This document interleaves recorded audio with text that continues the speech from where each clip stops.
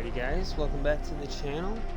Now this video is going to be a little bit different. I'm going to go through the quest dialogue, the prologue, and I'm sort of going to explain what I think is going on here as in terms of the storyline of Apex Legends here in Season 5. So I have played Titanfall 2, played the multiplayer, played the campaign, played through it all, and I'm not saying I'm like a Apex Legends lore expert, but I have a fairly good understanding of what's going on. So, as most people know, that Apex Legends does take place in the Titanfall universe. However, this is much later, or much more recent than the events from the Titanfall 2 campaign, but there are still lots of connections. Alright, so let's just jump straight into this. So, Loba has invited some of the legends to the lounge where Mirage serves. He's the bartender. Right. 11 of us. Ah, shoot, I think that's all but Reverend. I think there's 12 legends out right now, so I think that's everyone. And we don't really know who's typing this yet. Keep that in mind. And so, it's in the men's bathroom. Pretty funny. So, Loba's thanking everyone for coming. Says she usually works alone. Someone in the back snickers and pretends to cough. We all know who it is. I don't know. Is that Mirage? Is that probably Bangalore? Yeah, it was Bangalore. All right. Need a drink, General? Okay, so she's obviously jumping straight to being. I'll pass. Need to keep my wits about me. All right. So she's taking this pretty seriously, and by calling her General, sort of like trying to get on a good side, I think. Just doesn't take itself out. Well, at least these two will be entertaining. Alright, so whoever's writing this is sensing some sort of conflict.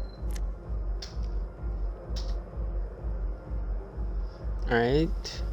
Won't keep you then. Let's get to it.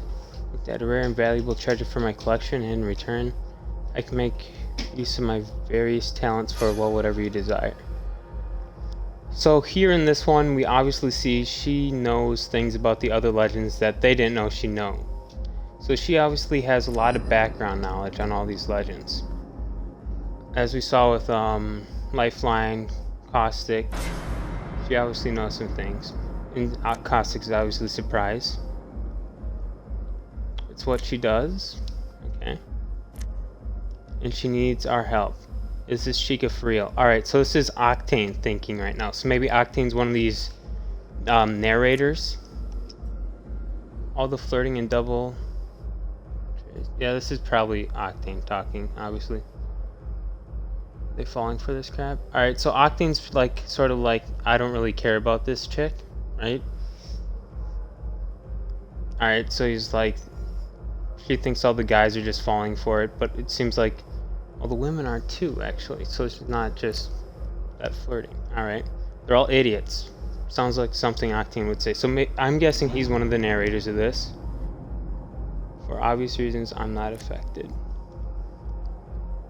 Well, there are two issues in terms of retrieving the treasure. One, it's broken to pieces scattered throughout the King's Canyon, and two, so we know that we're going to be doing quests to retrieve these items.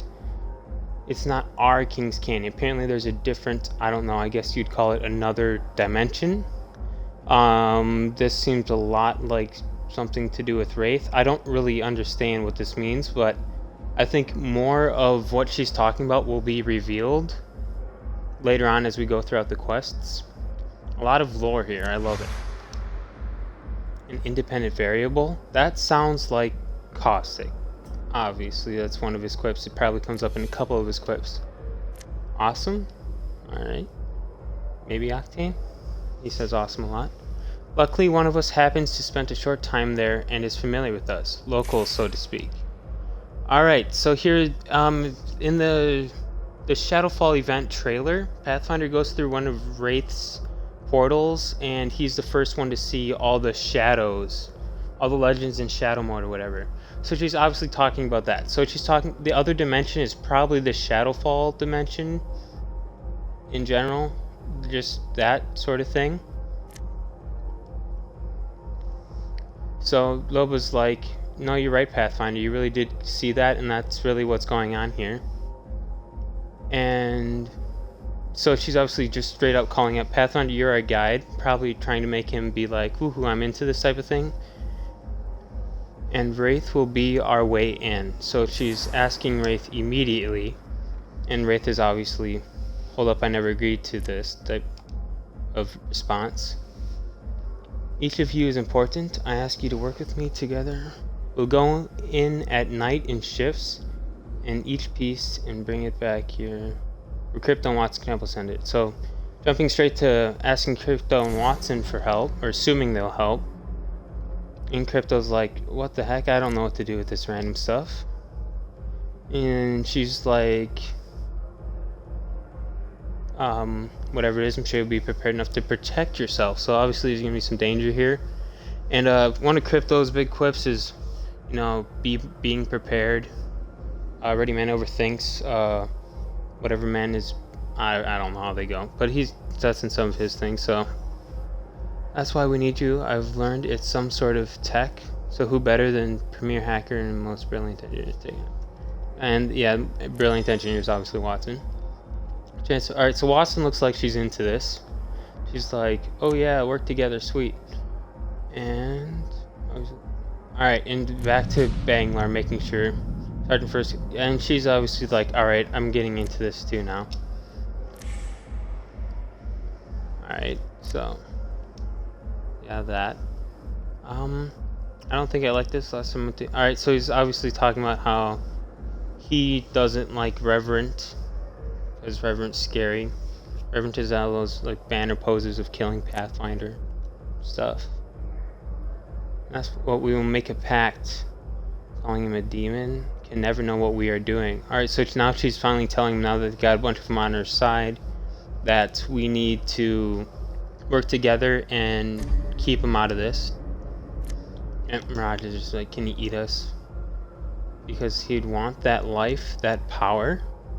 That's interesting. I know a little bit about simulacrums from Titanfall, but eating? He probably doesn't mean literally eating, but maybe you can use another person for life.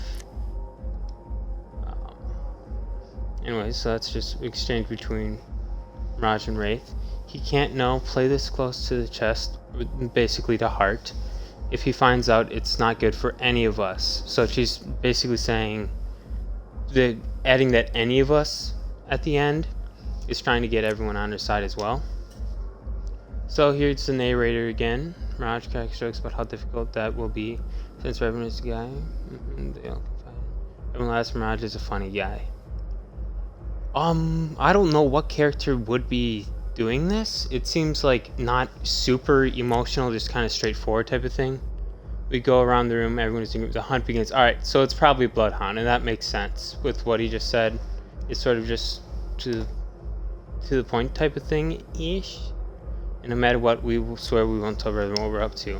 And I've kept my promise. I didn't tell you. Alright, so he's, whoever's the narrators of this is, writing this in secret.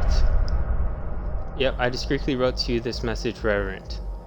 Alright, so the narrators, this is the message for Reverend. Who am I? It doesn't matter. Obviously trying to keep themselves anonymous. What matters is you know the truth. Alright, Miguel Fighter, fellow fighter, whatever.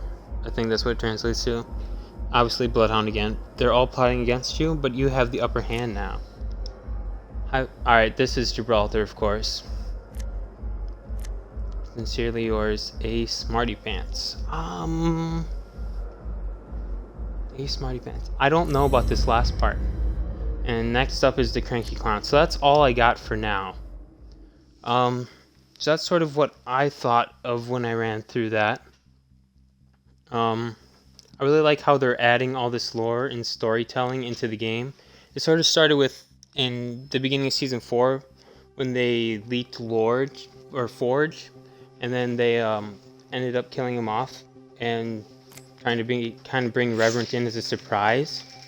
I think it's really cool how they're using all this lore and details from the Titanfall universe and trying to make a storyline. It's nothing any other game, especially a Battle Royale game, evolved to do. Have a constantly evolving storyline with every season, updates, events. I think it's amazing what Apex's Legends is doing, and I'm really looking forward to making another one of these videos as we find out more about what is going on here. Alright, thank you guys for watching. Like or sub if you thought this was a cool video, and please check out my other videos on this channel if you enjoyed. See you guys later.